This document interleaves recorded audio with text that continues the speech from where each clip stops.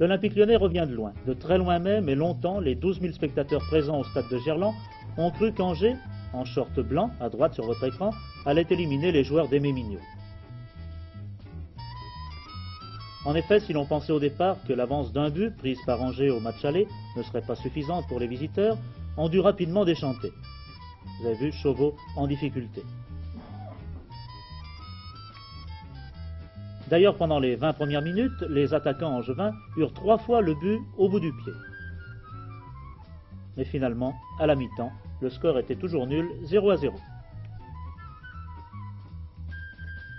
Cependant, à la reprise, Angers prenait une solide option sur la qualification. Le jeu devenait plus dur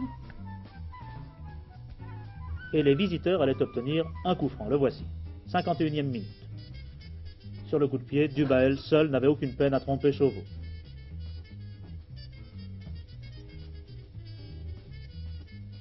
Les hommes de Louillon avaient 2 buts d'avance, en comptant bien entendu celui du dimanche précédent.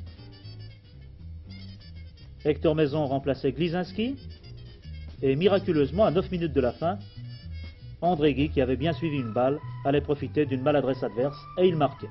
Un but partout. L'Olympique Lyonnais n'était pas remis en selle pour autant, mais il y avait déjà un léger mieux.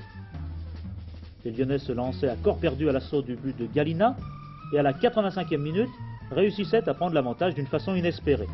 Sur un centre, ici, cafouillage, une main de Perrault, pénalty dit l'arbitre, transformé imparablement par Guy. Lyon échappait après un mauvais match à une élimination qui ne faisait plus aucun doute. Il faudra un 3e match, il se jouera au Parc des Princes.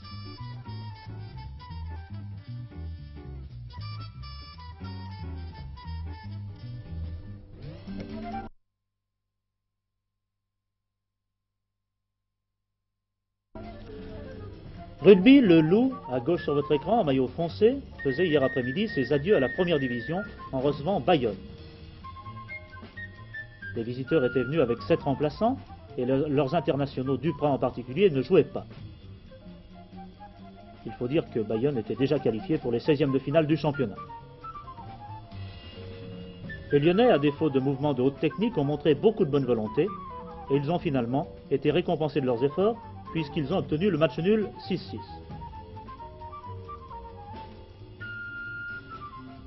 Sur une attaque de Sicard, le Loup allait ouvrir le score sur un coup franc de Bedbeder. Voici ce coup franc. La balle s'élève et passe entre les poteaux. 3-0. Mais quelques minutes après, sur une hésitation en défense, les Bayonnais réussissaient un essai en coin par Gardet.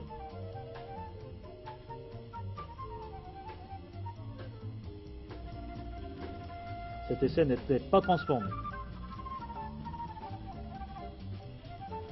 Le Loup allait reprendre l'avantage à la 31e minute sur un nouveau coup de pied de pénalité de Bedbeder des 22 mètres, 6-3.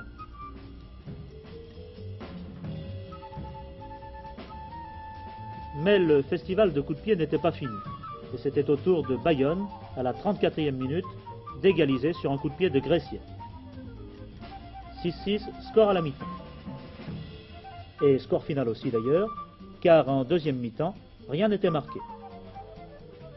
On ne pouvait noter qu'une percée de De Bonfils et un démarrage de Guérin pour le Loup. Les Bayonnais de leur côté opéraient au petit trot, car un match nul leur suffisait largement.